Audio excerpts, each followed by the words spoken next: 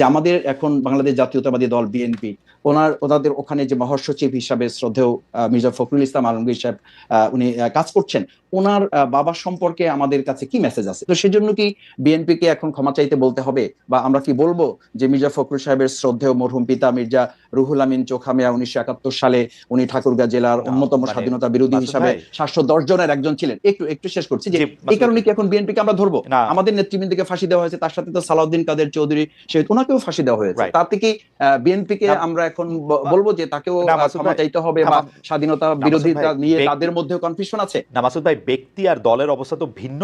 আমরা 1971 সালে জামায়াতে ইসলামী মুক্তিযুদ্ধের চলাকালীন সময়, তারপরে তারপরে তারপরে বিভিন্ন সময় বিভিন্নভাবে স্টেটমেন্ট দিয়ে দল হিসাবে যেটা বলেছে, আমরা যখনই প্রশ্ন করি আপনি বলেন যে আপনারা বলেন যে এই ব্যাপারে জামাত ইসলামের অবস্থান পরিষ্কার, কিন্তু পরিষ্কারটা আপনি একটু বলেন তো, আমরা একটু শুনি যে পরিষ্কার অবস্থানটা কি। 1971 সালে কি আপনারা যারা যা করেছিলেন তা ঠিক করেছিলেন?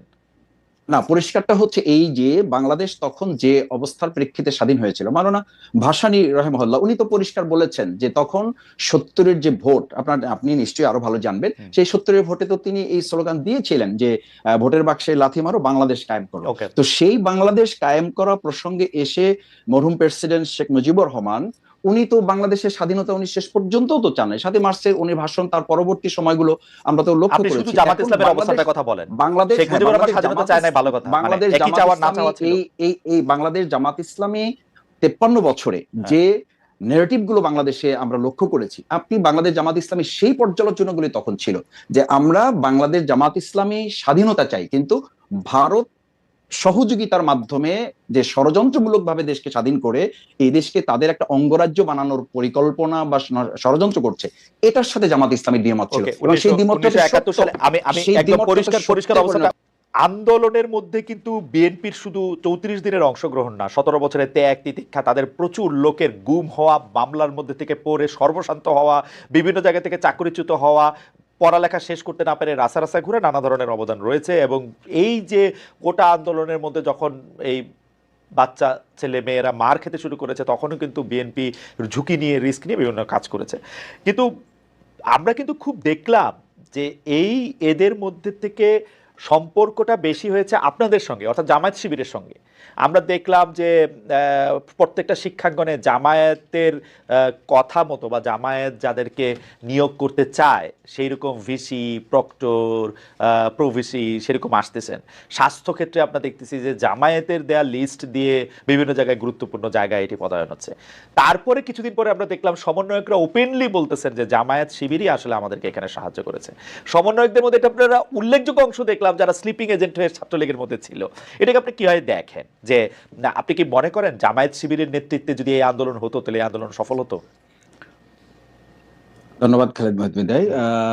দুটো বিষয়, একটা হচ্ছে প্রথমত আমাদের সংগঠনের পক্ষ থেকে আমরা প্রথম থেকে বলে আসছি যে এই 2024 সালের জুলাই আগস্টের যে গণঅভ্যুত্থান, এটা কোনো একটা দলের ক্রেডিট হওয়ার কথা না, এটা হচ্ছে এদেশের ছাত্র জনতার যৌথ আন্দোলনের ফসল, এবং এটাই জনতার, এদেশের মানুষের ক্রেডিট, এদেশের ছাত্র জনতার ক্রেডিট। দুই হচ্ছে আমিরে জামাত ডক্টর শফিকুর রহমান খুব ক্লিয়ারলি এবং সেভারেল টাইম এটা বলেছেন, রিপিটেডলি বলেছেন যে আমাদের এই শহীদেরা কোনো দলের সম্পদ না। আমরা কখনোই আমাদের যে হিসাব নিতে বলা হয়েছে যে থানা থেকে, বিভাগ থেকে, ডিস্ট্রিক্ট থেকে, ঢাকা সিটিগুলো থেকে, এবং তাদের পাশে দাঁড়ানো প্রত্যেকটা ইস্যুতে আমরা বলেছি যে যারা শহীদ হয়েছেন তারা আমাদের দলের বা ব্যক্তির বা কোনো গোষ্ঠীর সম্পদ না, তারা হচ্ছেন দেশের সম্পদ।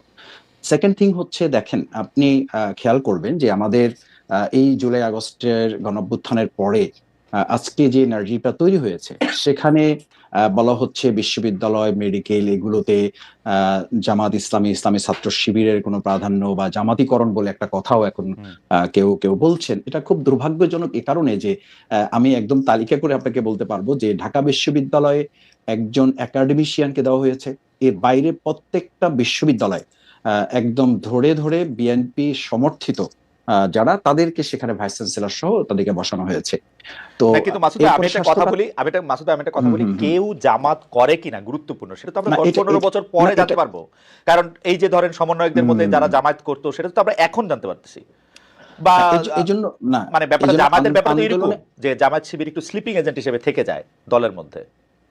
না, জামাত স্লিপিং এজেন্ট হিসাবে থাকার প্রশ্ন না, প্রশ্নটা হচ্ছে বৈষম্য বিরোধী ছাত্র আন্দোলনে আসলে কেউ তো ব্যানার নিয়ে দাঁড়ায়নি, এবং দাঁড়ানোটা তারাও প্রয়োজন মনে করেনি, অন্য ছাত্র সংগঠন কেউই এটা ঠিক মনে করেনি হুম, যে এখানে আমরা বৈষম্য বিরোধী ছাত্র আন্দোলন, ছাত্র জনতার একটা যৌথ অভ্যুত্থানের মাধ্যমে সরকারকে পতন ঘটানোটা টার্গেট ছিল। হুম, সুতরাং সেখানে স্লিপিং অথবা আপনি শোয়িং, দুটোর কোনোটাকেই তো আপনি এখানে আইডেন্টিটি করার দরকার নাই, কারণ প্রয়োজনই তো হয় নাই।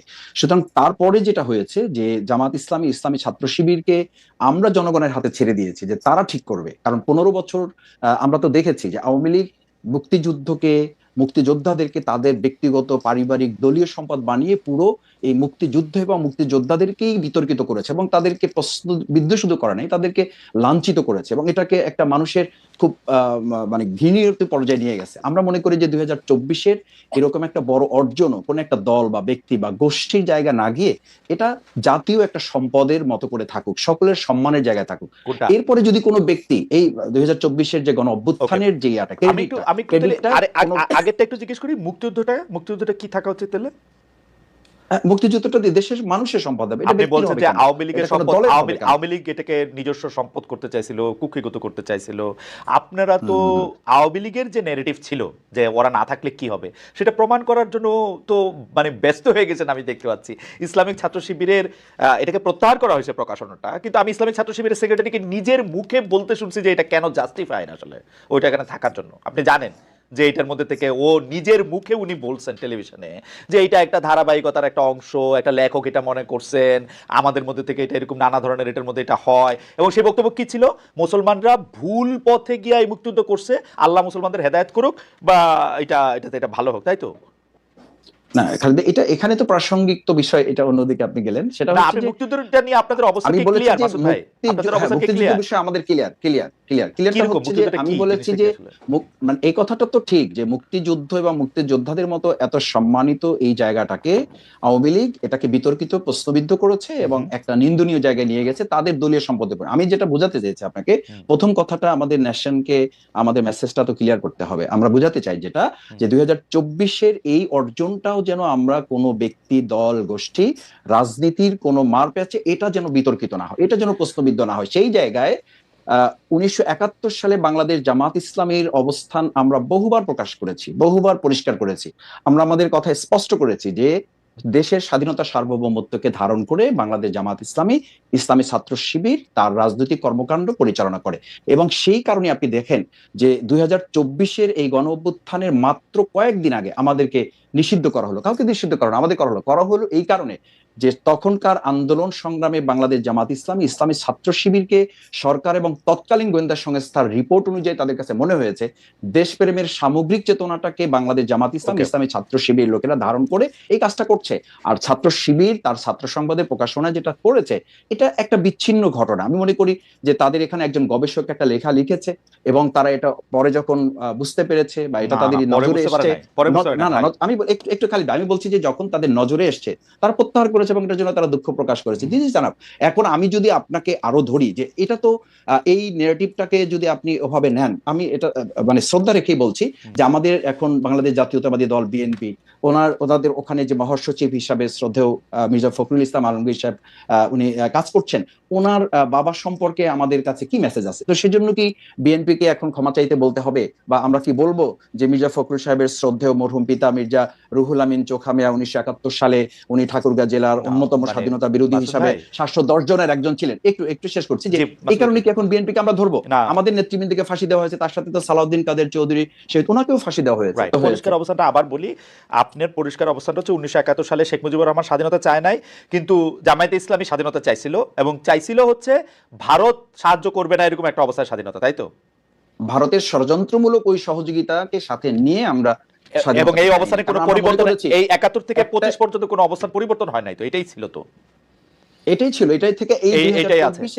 2024-এ সেটার পরিবর্তন হয়েছে। আমি বলেছি, এবং আমাদের ছাত্ররাও তো বলেছে, জনতাও বলেছে যে ওই 2024-এ 5ই আগস্ট হুম, আমরা কিন্তু শুধুমাত্র একটা সরকার পরিবর্তন ঘটাই নাই, হুম, আমরা আমাদের এই সন্তানেরা, আমাদের এই ছাত্র জনতা সেদিন একটা আধিপত্যবাদেরও আমরা পতন ঘটিয়েছি। কারণ Okay. আপনি জানেন যে আপনার আপনার একটা ইস্যু আমি আলোচনাতেও দেখেছি এবং আমাদের দেশের গোয়েন্দা সংস্থা পরবর্তীতে বিভিন্ন আলোচকরাও বলেছেন যে সেদিন 2024-এর জুলাই আগস্টে আমাদের পার্শ্ববর্তী রাষ্ট্রের একটা সক্রিয় এবং শক্তিশালী গোয়েন্দা সংস্থা এই দেশের তৎকালীন দুষ্ট চক্র আইন শৃঙ্খলা বাহিনীতে যারা ছিলেন তাদের সাথে সম্পৃক্ত থেকে আমাদের দেশের ছেলেদের উপর গুলি করা হয়েছে। আমি আমার 67 দিনের রিমান্ডে আমি আমি একটা সাক্ষাৎকারে বলেছি, আপনাকে আবার একটু স্মরণ করাচ্ছি, যে আমাকে যখন ইন্টারোগেশন সেলে নেওয়া হয়েছে তখন চোখ বাঁধা, হাত পা বাঁধা অবস্থায় আমাকে যখন দুটা চেয়ারে শোয়ানো হয়েছে, আমি তাদের কাছে খুব ইসের সাথে জানতে চেয়েছিলাম, স্পষ্টভাবে জানতে চেয়েছিলাম যে আমার চোখ খুলে দেন অথবা আমাকে দেখতে দেন অথবা আমাকে পরিচয় দেন যে আপনারা কারা আমার ইন্টারোগেশনে আসছেন। ওনারা অসতর্কতাবশত হোক অথবা কৌশলগত দিক থেকে ওনাদের মনে না থাকার কারণে হোক, ওনারা বলেছেন এখানে দেশি বিদেশি সংস্থা লোকেরা না আছে। না আমি মাসুদ খুব ভাই, আমরা এই আশ্চর্য বক্তব্য আমরা এই হয়েছি। বক্তব্যগুলি মাসুদ ভাই এই আমরা একটু পর্যন্ত যখন দেশ গিয়েছে, মাসুদ ভাই আমি সেদিন বলেছি যে খালিদ ভাই, আমরা একটু আসলে একটু একটু প্লিজ, প্রিসাইজ জি, থাকতে জি। চেষ্টা করি। অর্থাৎ 1971 সালে যেভাবে বাংলাদেশ স্বাধীন হয়েছিল, জামাত ইসলাম এটার সাথে একমত ছিল না। তো জামাত ইসলাম এটার সাথে একমত কখনোই পোষণ করে নাই। 2024 সালে আইসে বাংলাদেশ, আপনি মনে করতেছেন 2024 সালে আইসে বাংলাদেশ এটা অন্যরকম স্বাধীনতা পাইছে, এটা কি ব্যাপারটা এরকম? মানে ভারত তারত এইসব না, না। এলিমেন্ট আমি যেতে চাইতেছি না, আপনি না, না, দুই লাইনে আমি বলেন আমার কথাটা 1971 সালে আমার জামাতের অবস্থা সঠিক ছিল। দুই লাইনের জামাত ইসলামের দুই লাইনের কথাটা আসলে কোনো একটা কোশ্চেনের কথাটা আপনি কখনো কখনো দুই লাইনে বলতে পারবেন না, আপনি পারবেন আমাকে এই কারণে আমাকে বলেছেন যে সেই জন্য কথাটা উঠলো যে আপনাদের না, অবস্থা নাকি স্বাধীনতার পরিষ্কার, কিন্তু আমি কখনো এই পরিষ্কার কথাটা জানতে পারি না। পরিষ্কারটা পরিষ্কার কি? কথা হচ্ছে এইটা যে বাংলাদেশ জামাত ইসলামী স্বাধীনতাটা ভারতের ষড়যন্ত্রমূলক সহযোগিতার মাধ্যমে চায়নি, কিন্তু যখন স্বাধীন হয়েছে দেশ, সেই স্বাধীনতাকে ধারণ করে জামাত ইসলাম, ইসলামী ছাত্র শিবির তার সামগ্রিক কার্যক্রম পরিচালিত হয়ে আসছে এবং সেটা প্রমাণিত এবং পরীক্ষিতভাবে দেশের জনগণ সেটাকে গ্রহণ করেছে। ফ্যান্টাস্টিক।